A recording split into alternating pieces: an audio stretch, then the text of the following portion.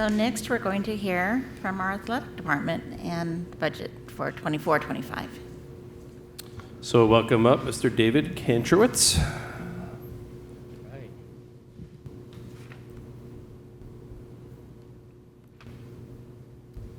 Good evening, everyone. So as we get started, if some things look similar to you, that's by design. We have finally found our way for the time being, a very sustainable and stable athletic budget.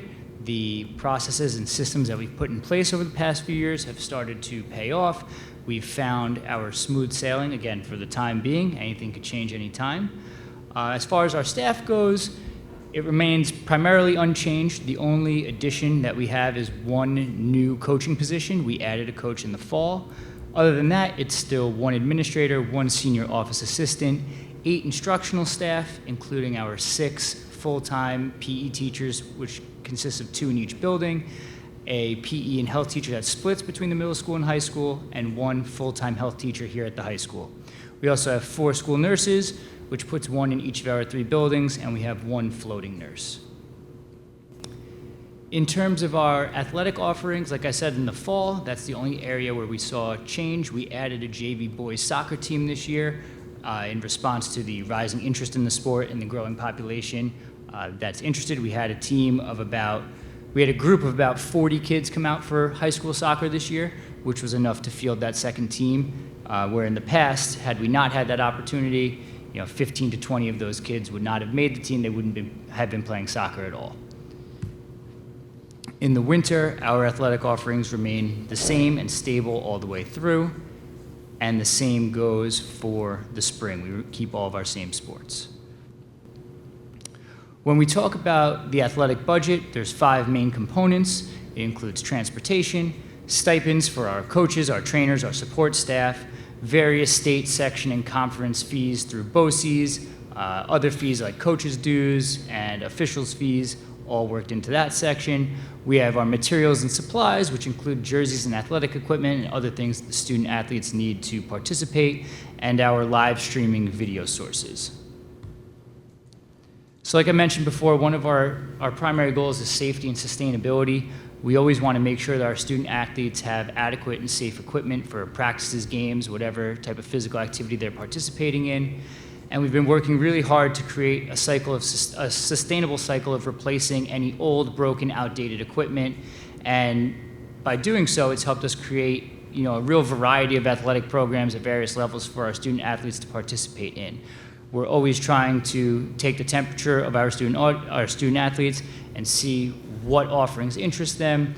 Most recently, we sent out a spring survey, which bounced back to us that showed us that the offerings that we have meet the needs of our students. There's no real outlier there that would justify overtaking another program. And as always, we're trying to eliminate any unnecessary costs to the district or the community.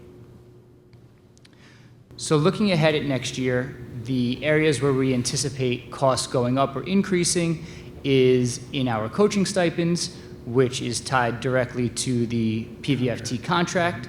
Our equipment and supplies constantly going up, whether it's inflation, shipping, delays, whatever it may be. That's something that we have planned for.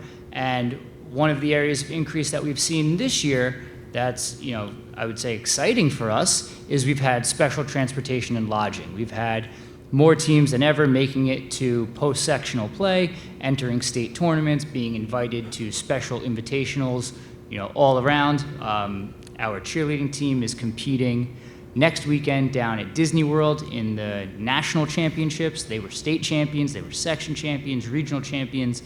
So it's been a really exciting time in Putnam Valley athletics. And unfortunately, that comes with a little bit of a cost to us, but something that we celebrate, and we're okay footing that bill. As far as savings goes, we have worked to reduce our spending on standard transportation, and some of the ways that we've done that is we've started implementing a policy where students who are participating on a merged, non-hosted sport, which means a sport that we at Putnam Valley do not host, we work with another district to allow our students to participate on one of their teams. We have those student athletes self-transport, whether it's them driving themselves, their parents, what have you. to reduce busing needs for us. We've also reduced return transportation for our fall and spring modified teams. We have teams such as soccer, lacrosse, softball, baseball at the modified level who practice off-site, whether that's at our elementary school or the town park. And to reduce the return runs with the buses, we've made home games and practices a pickup event, so parents can pick their kids up from there rather than busing them back to the middle school to pick them up from the middle school anyway. So that saved us a significant amount of transportation money. And the last one was drop-only events for JV and varsity teams. Many times we've learned, in events like wrestling, events like cheerleading, where their tournaments are 7, 8, 9-hour events, many of the parents ultimately end up coming and picking their kids up or arranging a plan to pick their kids up rather than having a bus sit there for 8, 9 hours to return empty. We've started identifying opportunities to make those drop-only events. In regard to our streaming and coverage, this school year is the first year that we fully transitioned from Local Live to Huddle. Both are similar platforms in terms of streaming services. It allows us to watch our events live at home for people who can't make it. We went with Huddle because it provided a more interactive database. It allows us to analyze video, splice video, create highlight reels for our kids. It does analytics for us, all these great features, and it's about half the cost of Local Live was for just streaming. So that saved us a significant amount of money there. When we talk about our materials and supplies, our athletic trainer, Megan Smithson, also serves as our equipment manager, which has been instrumental in reducing redundancies and managing our inventory, making sure that we're only purchasing things that we truly need, and also giving me a heads up that, hey, these things are getting old, we're getting a little outdated, we should plan for this in the future. We've worked to secure large cost equipment with any applicable warranties and maintenance schedules, things that, if something goes wrong, if it's an expensive item, they're going to come in and fix it rather than us needing to just buy another one. We've started implementing a preventative maintenance program in our weight room. We have them come in at the beginning of every year, and for a flat fee, they will replace any wires, cords, padding, things like that that seem to be aging or becoming unsafe. Like I mentioned earlier, this is our first full cycle through the jersey cycling procedure that we made. It's really helped us extend the life of our jerseys. We've moved on to a 4-year cycle, so a varsity team will get a new jersey every 4 years, at which point that jersey begins to make its way down to the junior varsity team, to the modified team, and finally out. We've worked with state contracted vendors, which gives us, in our equipment supply line, around 30% savings over the standard retail price on team equipment. And this year, as you can see in the picture, we had a great award. One of our student athletes won, Eduardo Racinos, was the Heart of a Giant, like we saw at our last meeting, and that gave us a $10,000 equipment grant, which took care of our entire football program for the 2024-2025 school year. In addition, when we talk about our game day supervision, obviously very important to us, we've added a seasonal game day coordinator position, which has reduced the need for hourly chaperones across all sports. This is somebody who has administrative duty on site, who has the keys to get to where they need to be, can relate to the officials, the parents, myself, and has that direct line of contact if emergency services are needed. And we've also implemented a universal no practice day on Sundays, which has reduced our need for custodial overtime and building supervision. That's smart. In addition to the money that we're trying to save with our actions, our teams have become fundraising extraordinaires. We have been hosting all sorts of special events to offset team expenses. We just had our Putnam Valley Wrestling Tournament that Charlie mentioned. That event and its multiple avenues of income raised about $8,800 for their program. That's going to offset tournament expenses, travel expenses, entry fees, all sorts of things that the team needs, and give them the opportunity to attend events that they typically would not have had access to. Coming up next weekend, we have our Tiger Cheer Tournament, and in the planning and lead up to that, and the concessions and things that will take place there, we're expecting to bring in over $25,000, which has solely funded their trip to the national championships. That trip that is sending, I believe it's 20 girls to Disney for 4 days, full competition, their food, their hotels, their flights, everything has been offset by their fundraising throughout the year. They've done a really phenomenal job, and it's really giving them an unbelievable opportunity. We've hosted an alumni game the past 3 years for basketball, which has raised funds, brought our community back together, and just, again, not only provided us an opportunity to raise some money for our kids, but bring our past kids, who are now adults and way bigger than I am, back into the district for some fun before the holidays. Most of our teams have aligned with our booster club to offer some form of concessions at the games, which every penny counts. It all comes back to our kids. It's helped fund their senior night celebrations, making sure every senior that's leaving, each team is leaving with some type of memento, flowers for the parents, whatever it may be. And last but not least, we have our Superstore, which will be opening again soon for the spring. Last school year in total, we raised just over about $5,000, which again goes directly to the teams, directly to the students, to help offset any costs or any miscellaneous expenses that they may have. So our teams, our booster club, they've been doing a really phenomenal job helping us out, and kudos to them and congratulations to them, because it's really given them the chance to explore different events and different opportunities that we wouldn't have been able to do otherwise. And that's all I have for 24-25. Thank you. Thank you. Questions? No, Sam? just outstanding, Coach. Since you came on board, I mean, it's like a revolution in the athletic department and athletic events, and I mean that sincerely. Believe it or not, for 8 weeks, I was AD, athletic director, back in the day. It was the one job in my life that I regretted ever saying, yeah, I'll do that, I'll try that. Oh my God, the stuff you have to deal with, and the scheduling and everything else. So you have pulled it together, you have unified this community and this district, and kudos to you and your team, just outstanding. Thank you.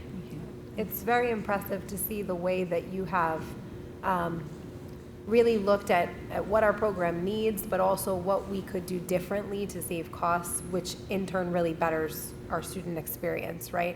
I really appreciate that keen eye of looking at the transportation so closely, looking at ways for them to fundraise, which I believe is a really good experience for kids to do and work hard to figure out how they can do something they want to do. So I was really very impressed with the way that you've saved funds here and there. I'm a big fan of the sportswear. I buy one almost every season, so I'm looking forward to the spring store. And to know that the proceeds of that clothing is going to our kids is even better. So kudos to you for a great job. Thank you. Well done. David, I have a question regarding the JV soccer. Is there a reason we don't have modified? So we have modified boys soccer. We did not have modified girls soccer this fall due only to their enrollment numbers. The numbers weren't enough to field the team, but we were able to disperse those girls into other programs. So the majority of those girls who signed, I believe there was only 6 that signed up to play, and it's a team of 11 to even get out there and start. But we were able to put those girls in other places, and we've been working with Parks and Rec, running off-season youth soccer programs down in the Wellness Center to try to build that population back up. We've witnessed an explosion in field hockey and volleyball in this district over the last 2 years. Both teams have been repeat section finalists the last 2 years. Volleyball won it this year. Field hockey lost in the championship game. So that hype and excitement has really drawn a lot of girls to those programs. But we're hopeful that with the partnership with Parks and Rec, we're going to be able to bring that back next year. I think maybe just to clarify a little bit further, based upon historical trends and the students that enrolled last year, or what determine the sport offerings, what's on here. That's not to say that if unexpectedly there's a huge influx of girls soccer players that we wouldn't then go figure out how to offer JV or modified, or I'm looking at softball. So right now we're projecting a varsity and a modified team. But if we end up with enough girls to field the JV team, we'll figure out how to make that happen. So while these are projections, it's not to say that the holes wouldn't be filled if the interest was there. We're always going to go out of our way to ensure that those that are interested have an opportunity to play. Right? And to today's point, if there's not enough interest to field the team, we work individually with those students to help find them another sport in which they can participate for that season. And just to add on to that, we are fully prepared to run the modified team. We have a coach in place, we have the equipment, we have the uniforms. It's sitting packaged, ready to go. All we need now is the interest from our students. But for the boys, though, you don't have a boys modified? We do. Okay, it's just not on the screen, that's why I was questioning it. The boys soccer, so that's why. That was okay. an error. That must have gotten Okay, no bumped off problem. when I put So when you JV. said there were 40 going into JV, I knew there Yeah, was no, interest in the we do middle have, school. the only So- team that we planned for this year that didn't run was modified girls soccer. Okay. Everyone else ran. Great, thank you. And the 4-year life cycle of the uniforms, and then get passed down more, what's the total? I know it varies between sports, but it just almost seems like year 6, they must be in shreds. So Or- usually by year 7 is when we need to start replacing them. We've been ordering in sets of 30. None of our teams really hold a roster of 30 that are wearing uniforms. So while half may start to go after year 4, 5, 6, we still have another half to go there. A prime example of that is basketball. We have 30 basketball uniforms. We never have more than 15 kids on the basketball team. So we have a full another team set of jerseys that's going down with each age group. And we did, when we first initially started this, going through the process of seeing where the needs were, there were some modified jerseys that had to be over 10 years old. And we bought them new specific modified jerseys to get them through this first cycle of change. Good. And the cycle is consistent with boys sports and girls sports, correct? Yes, it's consistent now based on when they got their jerseys. So 2 years ago when I came in, we looked at all of the varsity jerseys, and when the most recent data we had that they had been replaced, we found ones that were just in really bad shape. We replaced those. That started their 4-year clock.